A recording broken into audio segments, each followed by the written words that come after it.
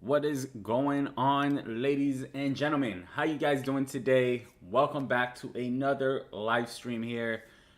Today is the 13th of February, 1 p.m. Eastern Standard Time. Today I am alone today, and we have a lot of things to talk about in today's live stream. Basically, we're going to be going over today just a brief overview of what's on the agenda today. We're of course going to be talking about what's going on in the markets right now in Bitcoin. You know, prices are down today. We're going to be taking a look at the economic calendar for the week. Tomorrow, CPI reports, very big deal. We're going to go over some news updates that we've seen in the last 7 days. A lot of things going on. And then, of course, we're going to end it with a market analysis. I'm going to go over what I'm looking at, what trade setups I'll be watching, and live Q&A at the end of this live stream. So I do have, I had a root canal recently, and like I'm hurting a little bit. So if I'm talking a little bit funny, that is why. Just to kind of put it out there for you guys, because I am clenching a little bit when I'm talking on some of the stuff that I'll be saying. But with all that covered, let's dive right into what's been going on this week. And let's take a look at where the prices are right now. Starting, of course, with Bitcoin. As you guys can see, currently down about 1% on the day. We're sitting at this support level here, 21,500. You can see it was previously a resistance, and currently it is a support. So that's what's going on with Bitcoin right now. We'll speak about why we've had this dump, specifically on Thursday, that we moved down about 5%. And looking at Ethereum, basically the same thing. On Thursday, it went down about 6.5%, and currently is setting up some new lows here. So we'll talk about this as well. Let's look over the overall market here. Let me refresh this to make sure we have all the latest data. And if you guys are tuning in here, guys, make sure to say what's up in the chat. Make sure to drop a like on the video. And if you guys are not subscribed, make sure to subscribe to the channel, guys. That helps us a ton. Helps us continue to do this free live stream, giving out this free information constantly every single week. So I see Daram is in here. What's up, Dare? How you doing? Appreciate you tuning in. So let's go ahead and take a look here at the market cap here. What's going on in the overall market? You can see the last 7 days is what we're going to be looking at. Bitcoin's is down about 6.5%. Ethereum down about 10%. BNB's down about 12, almost 13% here, under $300. Cardano down about 11.5. And let's see, is there any top performers here? Avalanche is down about almost 16%. Cosmos down 12. So HBAR is up 20% in the last, almost 20%, 19% in the last week. What else? The graph up 6.4% here. And as you guys can already tell, pretty much everything is red. This is why I tell you guys that I mainly look at Bitcoin for market analysis, because everything follows Bitcoin for the most part, right? That's why Bitcoin is always the most important one. So yeah, so as you can see, I'm pretty much down to the bottom of the top 100 coins here, and I would say over 90% of the market is in the red currently. So nothing crazy, right? It's no surprise. So now let's go ahead and take a look at the next thing I wanted to look at, and this is probably the most important thing that we're going to be looking at, the economic calendar for this week. So the economic calendar for this week, there's one main thing that we're looking at, that we're going to look at, and it's going to be this right here, the inflation, the CPI reports that come out tomorrow at 8:30 a.m. Eastern Standard Time. If we go ahead and click on this here, you can see that we've basically 6 months in a row that we've been trending down from a high of 9.1% inflation, currently down at 6.5%. So last month, remember, this data came out on the 12th. If we go back to the Bitcoin chart, look at the 12th. Here it is. So you can see on the 12th, Bitcoin went up 5%, right? Let's get the price range here. On the 12th, and let's go to the top. So after this report on the 12th that we beat, well, we were actually in line with consensus, I believe. Let me see. So the previous was 7.1%, consensus was 6.5%, and that's exactly what came out, 6.5% on the 12th. And from that day all the way to the top, to the peak, Bitcoin's price moved up 35%. So as you guys can see, this is pretty much a big deal, right? We went from a opening of, where did we open here? We opened on the 12th at 17,937, guys. And we went to a peak of 24,271.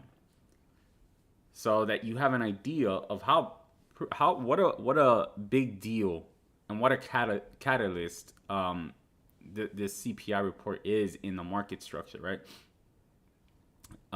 So tomorrow, with that in mind, tomorrow we have the next CPI report coming out. And the consensus for tomorrow is 6.2%. So the idea here is basically if it comes out at 6.2% or better or lower, I'm expecting the markets to go up. Not saying that we're going to go up another 35%, but I'm expecting the price to be bullish at that point, start heading up. If we're at anything higher than 6.2%, it's going to be a little bit trickier. Even if we're at 6.3, 6.4, because we're missing the consensus, we don't really know how the market is going to react. Because the market, one thing that you need to know, the market always tries to front run what it thinks it's going to happen, and it doesn't like to be wrong, right? So when the market is wrong, there's a sell-off and prices dump, right? So right now the market is front running the report. They're seeing is coming out at 6.2%. So as long as it comes out 6.2 or better, prices go up. If the market is wrong, consensus is wrong, prices are most probably will go down. If it comes back the same as last month, I don't know, right? Like we're not sure, because like I said, the market doesn't like to be wrong. So that's kind of what we're going to be watching here. In the event that we do go down, we'll speak a little bit more about this actually when we do the analysis. But we have we're currently sitting at this support here, which is a Fibonacci level there. So I'll dive a little bit deeper into this when I do the analysis in a few minutes here. But that's pretty much the first support that we're going to be seeing there. Now, this is not all. I know that it seems simple enough, but that's not all. There's something else brewing that's going to that might have an effect on this CPI report tomorrow. Maxi, what's up? Appreciate you tuning in. So the other thing that I want to talk about, there is actually a change. I don't know if you guys know this. They have changed the calculations for the CPI reports. let me say it again. The CPI reports, the way that they calculate these numbers, have been changed. And tomorrow will be the first time that we see the new changes and new calculations. So, how can this affect these numbers? I mean, if you change the calculations of anything, numbers are going to change, right? So, now the consensus pretty much goes out the window. And even the previous numbers pretty much go out the window if we're calculating something completely differently. Let's look at this tweet here from TikTok. Basically saying that there's a huge change using a brand new calculation for the Valentine's Day CPI. Prior to this change, the CPI was calculated using I can't even say this word. I'm not even sure. Biennial? I don't know. Weights. The weightage of each category was updated every 2 years. This meant for 2022 CPI reports, the BLS was using data as far back as 2019. This added lag to the report. However, in 2023, the BLS will derive these weights based on annual data. So the price paid by consumers for gasoline and the rent for CPI report for February 2023 will be based on data from 2021, not 2020. For example, for the CPI reports of 2022, the BLS was using the 2.97 as the weight for gasoline, relying on data from 2020 and 2019. However, the actual weight for gasoline using only 2020 data would have been 2.57. This is bound to cause some hiccups in terms of expected versus actual CPI, and the deviations may be large first couple of CPI reports based on this methodology. So basically, this is just to give you an idea of how the CPI was calculated the old way. The report was coming out around here, and then with the new calculations, the numbers will come out around here, right? So that's almost at 3, and here it's at 2.6 basically, right? So I mean, it's kind of a big change, right? This tweet here also talking about this. Next week's U.S. CPI release forecast vary greatly, more so because it's hard to gauge the effects of some of the BLS methodology changes. Methodology. I can't speak today. Sorry, guys. I had some dental treatment, and my speaking is not cooperating right now. So here's some of the forecasts for January. So there's a range from 6.6%, 6.48, 6.2, and there's even 5.8%. And you can see all of these here in the photos. Basically, you know, what the projections are, yada yada. So that's a new wrinkle here that we're going to be looking at tomorrow, that we really have no idea how it's going to turn out, because there's going to be a new calculation. So they're throwing us a curveball there. So be prepared for anything, guys. As always, it can go in either direction. I really don't know what to expect tomorrow, but I just wanted to make sure to put that out there for you guys. You know, and I'll give some ideas on some trade setups that I'll be looking at depending on how the report comes out tomorrow. And as you guys can tell, the market is unsure of how the report's coming out. So that's also in part why, you know, it's been pretty flat the last few days. And the move down is because of the news. So let's jump into some of this news. So starting with, I guess we can start here from Crypto Potato. Just kind of a breakdown on what's been going on over the last week. First, it basically started with Coinbase CEO concerned about the SEC ambitions to crack down on crypto staking. So the CEO of Coinbase, Brian Armstrong, raised concerns about the stance of the United States SEC on crypto staking. He said that there are rumors that the SEC is going to crack down on it, and it's a terrible path to take.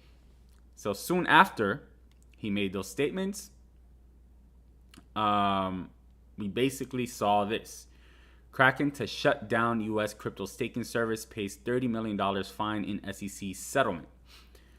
So this happened basically on Thursday, right? Which is why if you look at the charts on Thursday, we had a 5% move to the downside here in Bitcoin. So that's pretty much where things started off there. And you can even, if you even go to let's see if I can pull him up here. Gary, he actually put up this very cringy video. I don't think it's that one. Here it is. This video right here, talking about staking. This video is super cringe. AK. Let you guys listen to it. What does stake have to do with our securities laws? That's S-T-A-K-E, not S-T-E-A-K. So, as you guys can see, very, very cringy video where he tries to explain why they're kind of going after staking, any platforms offering staking, and then they put a bunch of dad jokes and really corny stuff. But basically, the whole idea of what he said is that they're doing it in order to protect us, because they don't actually know, since there's not any disclosures being provided by these companies, that we don't know where that money is actually going. How are we actually getting those returns that are being advertised? You know, how are they using our funds? Are they actually staking it? Are they trading it? Are they lending it? What are they doing with the money? Are they commingling it with other businesses? Where's that money going? There has to be disclosures provided by these platforms that are not being provided. They also said that everything should be backed, should be insured, etc., etc. And that's why they're going after these platforms. So that's pretty much where things started there. Then the SEC, I think yesterday we got this news, the SEC to sue crypto trust company PAXOS over Binance stablecoins. So PAXOS faces a probe from the New York Department of Financial Services in relation to its Binance stablecoin. Let me have a sip of water real quick here.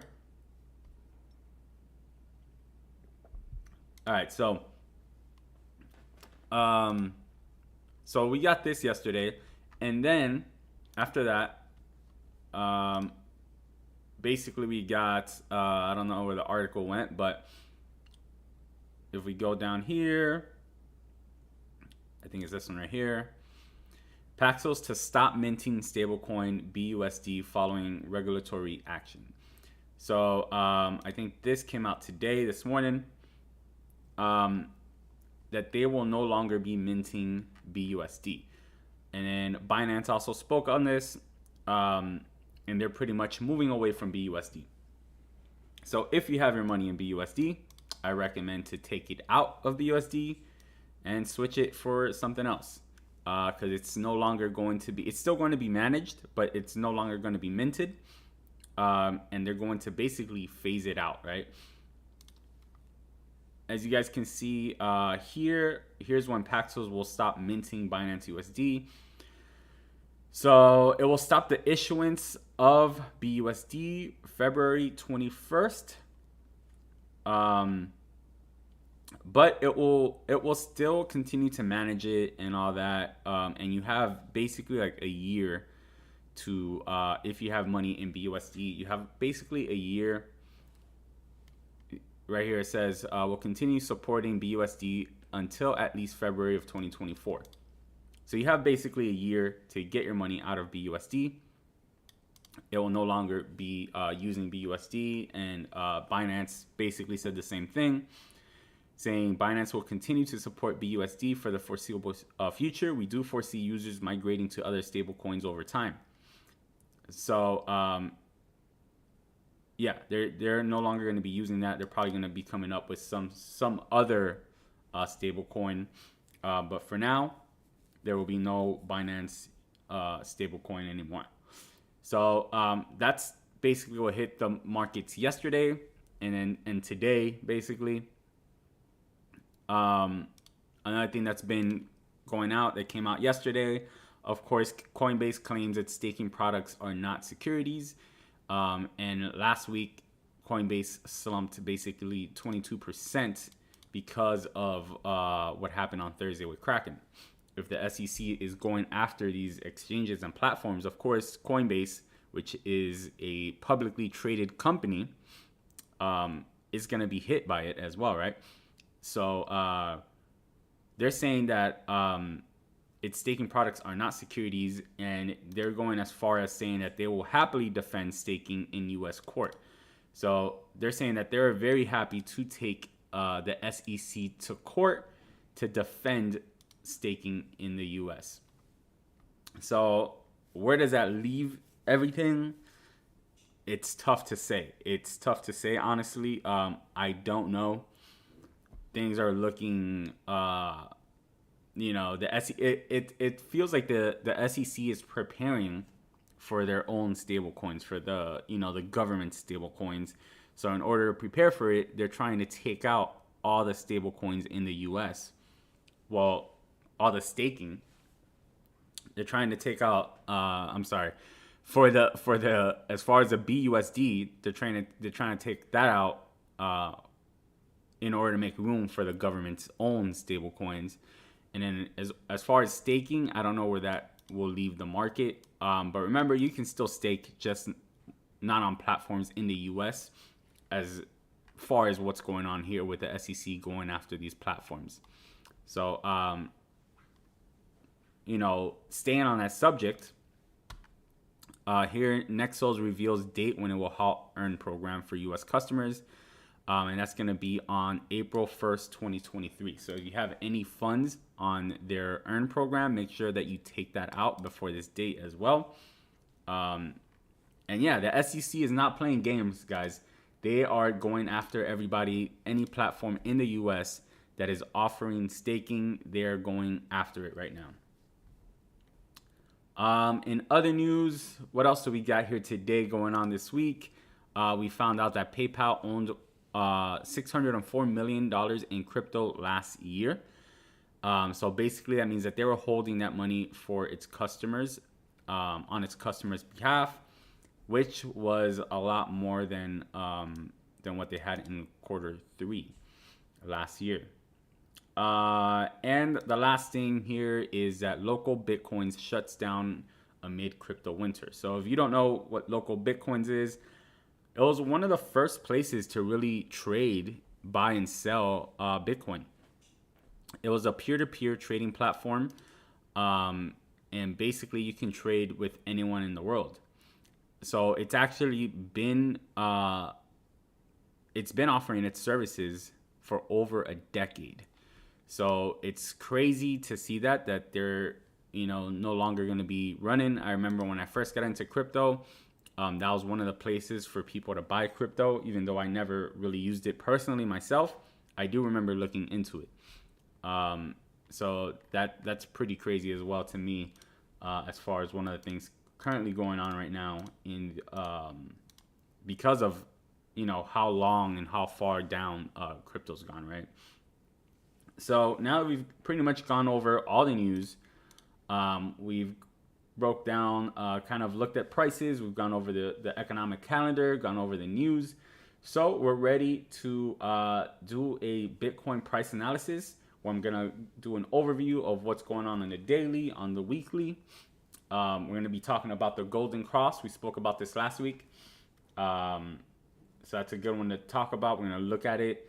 I also did a video on this last week that we'll look at. But at the same time, there's a death cross happening on the weekly chart for the first time ever. So we're going to talk about that. We're going to look at current support and resistance levels, and look at some trade setups for tomorrow and for the rest of this week, depending what the CPI report shows us tomorrow. So that's the next thing that we're going to jump into. Let me take a sip on some water here. We're live for 25 minutes. And remember, after this, we'll be doing a live Q&A. So if you guys have any questions about anything that I'm going over right now, or anything else that you want to ask, drop it in the comment section. And after I do the Bitcoin analysis here, I'll jump into a Q&A for about 10 minutes or so and answer some questions. Let me see what's going on in the comment section here.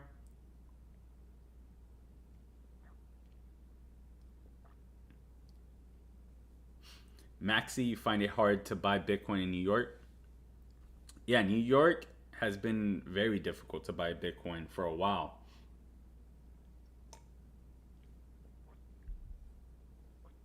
I'll see if I can help you. Since I'm not in New York, I'm not sure, but I'll see if maybe together we can look something up. I don't know exactly what the rules in New York are.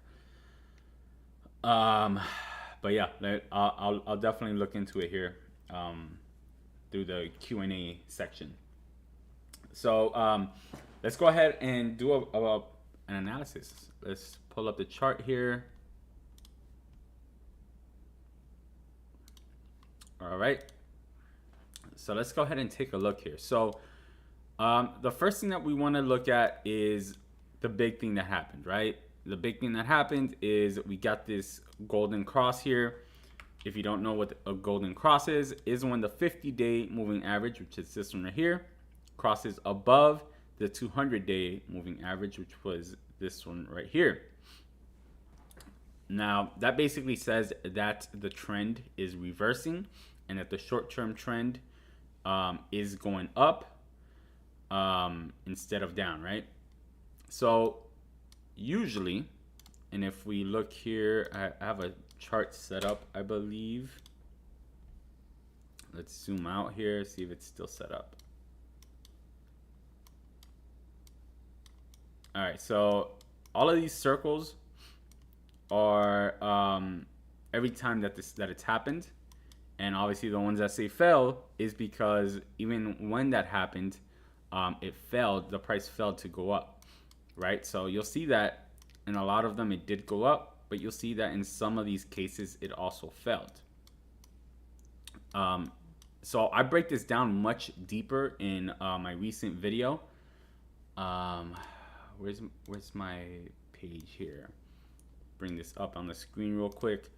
So I did a video a few days ago that I put it out, the truth behind the Bitcoin golden cross, where I basically dive deep into the historical data behind these the golden crosses for Bitcoin, how they've performed historically, how they've done, and what it could mean for this time. I try to look at the patterns as well, and we try to look at some predictions. But basically, to keep it as simple as possible, we're getting this breakdown. We're getting this Bitcoin cross. Usually, it's supposed to mean prices are going to go higher. Historically, it's hit basically on a 50% basis as far as accuracy. But if you take out, let's say you take out this one right here, which basically it was a black swan because of the pandemic, right? So if you take that one out and you take this one out, and the reason you would take this one out as a failure is because even though soon after 100, I think it was like 122 days after, then we got a death cross. But we did hit an all-time high after this signaled. So if you take those two out, then it becomes 4 out of 6 as far as how many times it's actually been successful, which puts you at basically 63% accuracy, right? And remember, we're always looking for an edge when trading, when investing, and we never want to just go by one indicator alone. So it's just one more indicator to add into your puzzle, and into your story that you're creating, right? So I always like to tell people that I basically try to piece the story together by looking at different indicators each indicator is a piece to the puzzle. I try to piece it all together. So I spoke about a couple weeks ago about the hash ribbon, and I did a video on that as well. This one right here, the most profitable Bitcoin indicator, the hash ribbons indicator. And I broke down how this has basically hit 10 out of 10 times, and how it's called the macro bottom 7 out of 10 times. And then now we're getting the Bitcoin golden cross. So that's two different pieces to the puzzle, kind of telling the same story. And that's usually what I'm looking for confluence on different pieces of the puzzle, looking to kind of tell you the same story. So now let's go back to the chart here. And now that we've spoken about the Bitcoin golden cross, if we go to the weekly chart, we have something that we have actually never seen in the history of Bitcoin, which is a death cross on the weekly chart. So let me actually go back to the other chart here, since it shows more history. And you can see this is a weekly chart now, and now we're getting the opposite of what we saw on the daily. So on the daily, remember the 50 was crossing over the 200. Here on the weekly, the 50 is crossing under the 200. And if we look back on history, of course, this has never happened in the history of Bitcoin. Almost happened in 2015, but prices went up, so it didn't happen. Now, we've only been tracking this since 2015 because this is a 200-week moving average and a 50-week moving average and a 200-week moving average. So, as you can imagine, these lag behind, and it takes a long time to form, and they lag behind very, very much so. So, something to keep in mind, just something I wanted to kind of point out, to be aware of. I don't think it's gonna have any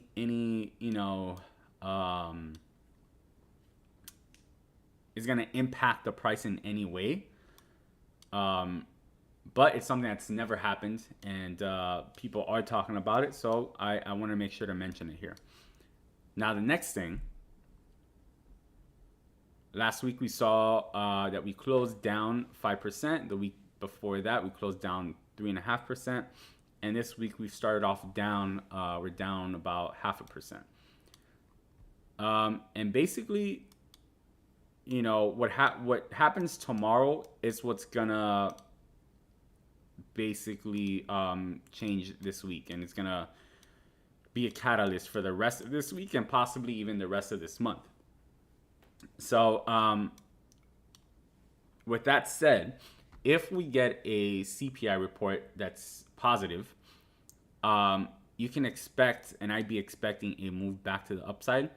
I would expect us to most likely break this high here and continue up higher, and probably testing, I would say, this zone here.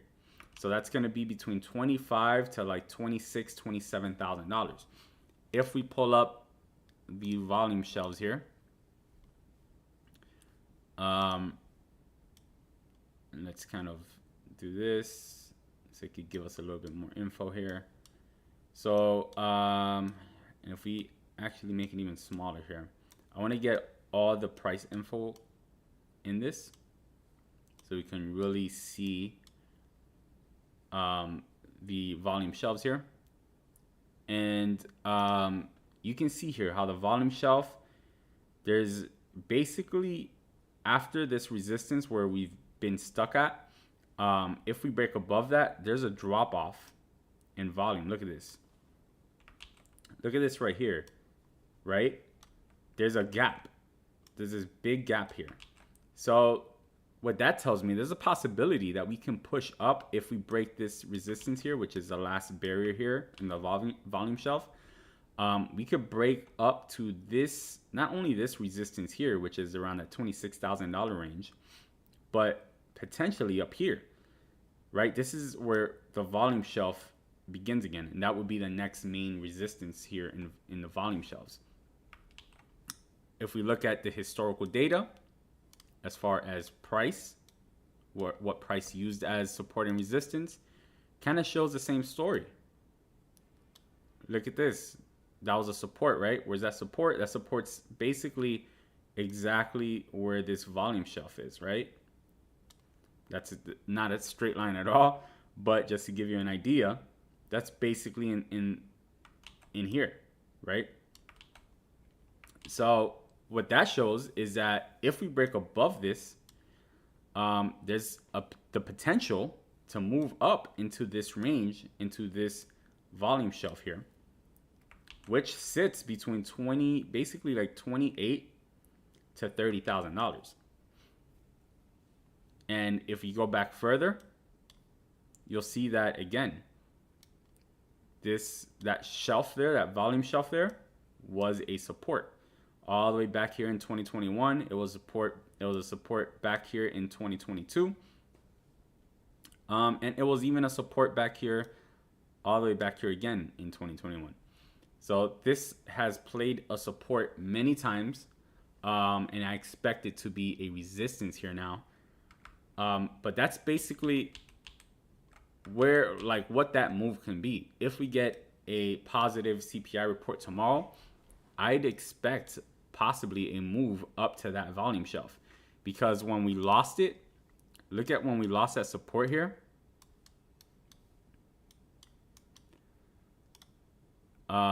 This is the area, right? When we broke below it, look at this straight drop down, right? It was just a straight drop to the next volume shelf, which was this area here. And you'll see that that's exactly where price landed. Price was all in this area, which is where the volume shelves were. So now going back to the upside, look at this gap, huge gap in volume shelf. So the next big one is starting right here, right? Here and in here.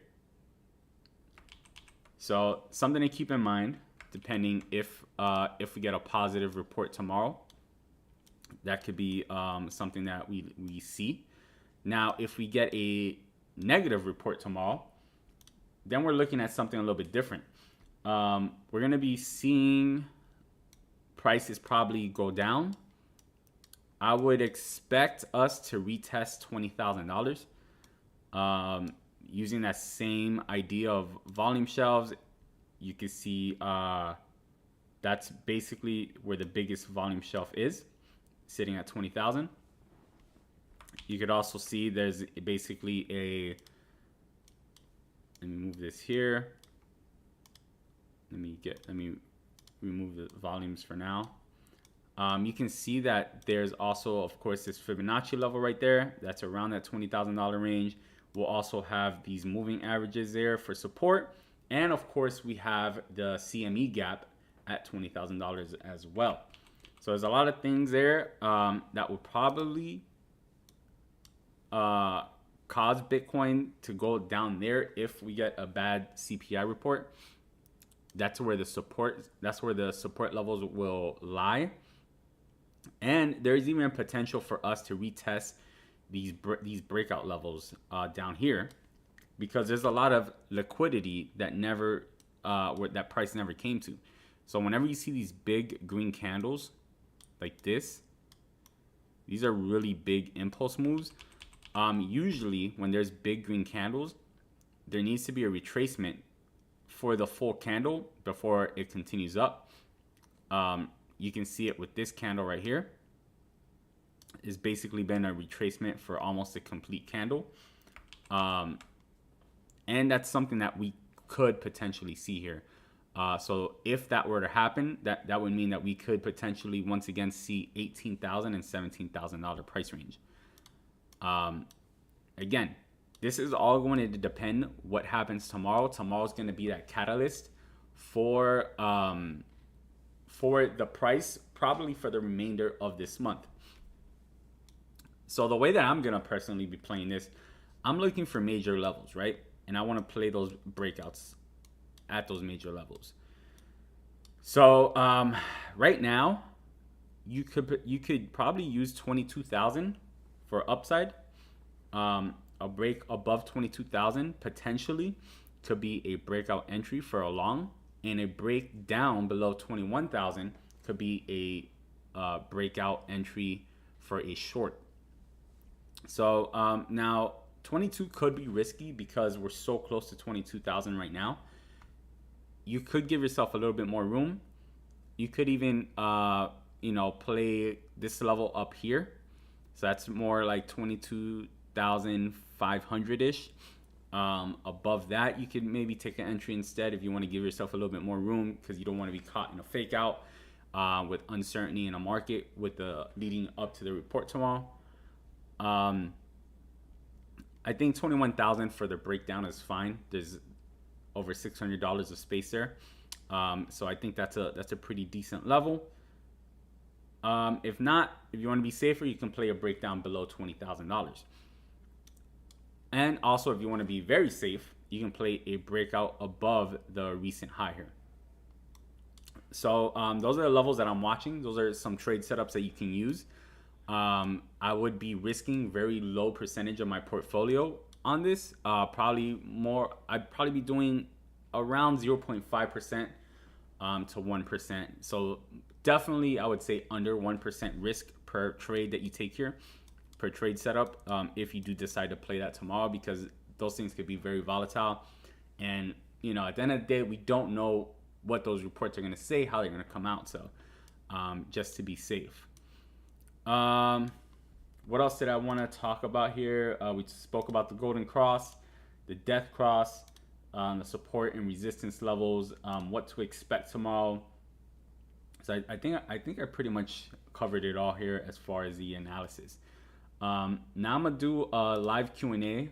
Like I told you guys earlier, if you guys have any questions about anything that I'm covering here, anything that we've spoken about today, anything that you might just have on your mind that I haven't spoken about, drop it in the comments.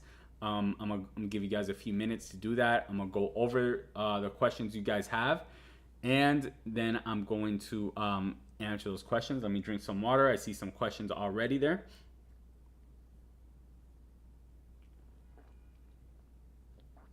All right, so I know Maxi was asking about recommending an exchange to buy, or a way to buy Bitcoin in New York. So I'm gonna have to look that up because I'm not sure.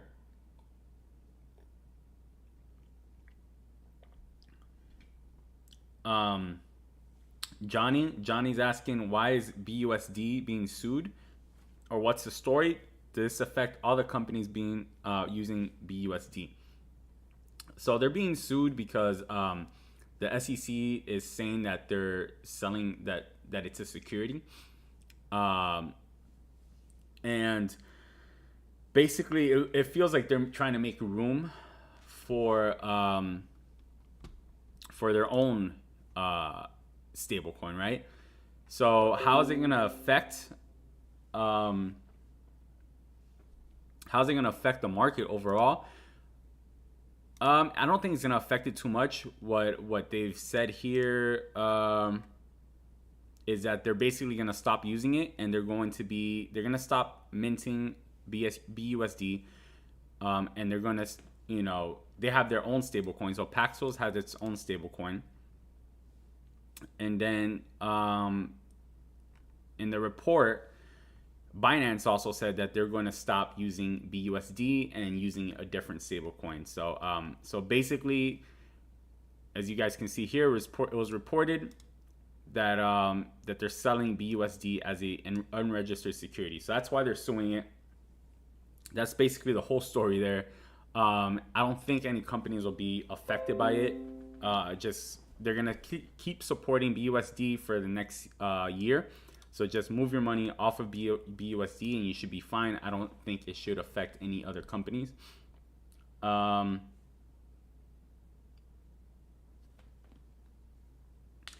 There's always a catalyst that happens with these indicators. What does the majority expect? Which indicator there? Which one are you talking about? Are you speaking about the golden cross?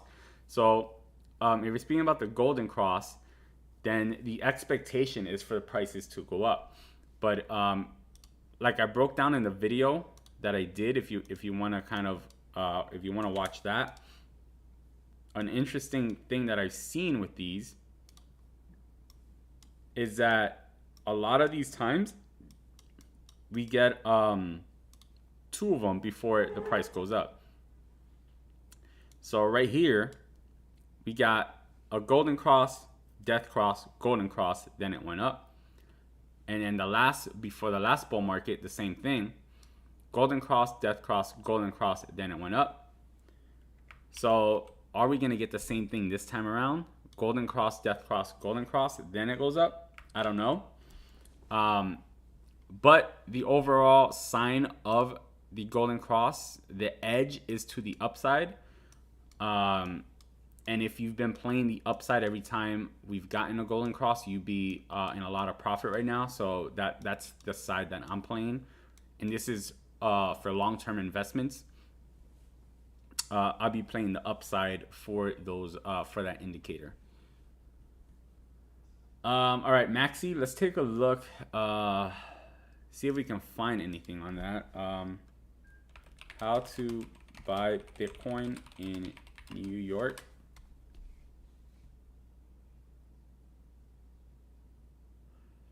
Yeah, so it says the best way to get cryptocurrency in New York is through a crypto exchange such as Coinbase or Gemini. And those are 2 exchanges that I use. This says that they hold the valid BIT licenses, meaning that they can legally conduct cryptocurrency business in New York. So Maxi, if you're still in here, those are the 2 ways that you can buy Bitcoin, Coinbase or Gemini. Those are 2 different apps that you can download, create profiles on, and connect your card or bank account or whatever and buy Bitcoin. So you can try those out. Give those a shot there. You should be good. All right, we're coming up on the hour. If we don't have any other questions, no problem, Maxi. Appreciate you tuning in. Thank you for the question.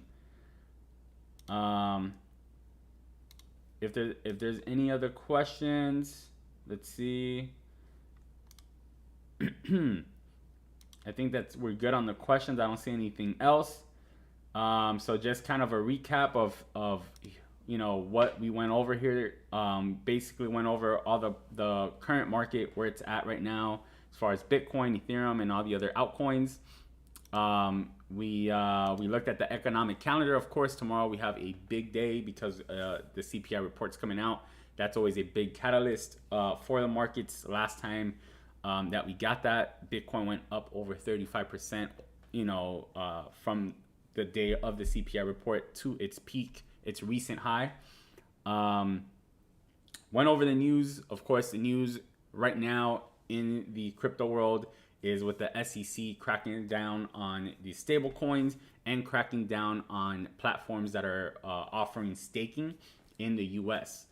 So that's basically the big news right now. And on Thursday, when they cracked down on Kraken, basically the entire market started to dump. Bitcoin went down over 5%. And that's what's led us to the point where we're sitting at right now. We did a market analysis, what I'm expecting depending on what the CPI report shows tomorrow. I showed you guys a few different levels, a few different ways to play if you're looking to enter some short-term trades. But we spoke about the golden cross, spoke about the death cross on the weekly time frame. And to end it off, of course, we did a live Q&A, answered some questions that you guys were asking me there in the comments. So final thoughts for the week, guys. Be careful out there. It can be volatile tomorrow. I don't know, nobody really knows which way the market could go. So you got to be ready for it to go in both directions. Overall, I think long term, we still will be in the green. So if you're just holding for long term, I would say just keep holding. Don't worry about tomorrow. It's not a big deal. If you're looking to play it short term, I gave you guys a few different trade setups that you can take a look at to possibly make some profits there. And yeah, that's the way that I'll be playing it tomorrow, to try to make profits regardless whether the price goes up or down. So thank you guys so much for tuning in. I appreciate you guys. Maxi said that from the analysis, waiting on a long from 20,800. All right, nice. Thank you guys. Thank you, Maxi, Dare, Johnny, all of you guys for participating in the Q&A and dropping in the comments. Appreciate you guys. We're live streaming. Remember, we're live streaming every single Monday at the same time, 1 p.m. Eastern Standard Time. So we'll keep doing this, and we should be dropping another video this week. And short videos. We do short videos once a day, every day throughout the week. So make sure that you guys are subscribed. Make sure to smash that like button if you haven't done so yet. I'll see you guys tomorrow on, I'll see you guys on the next video. As always, guys, peace and love.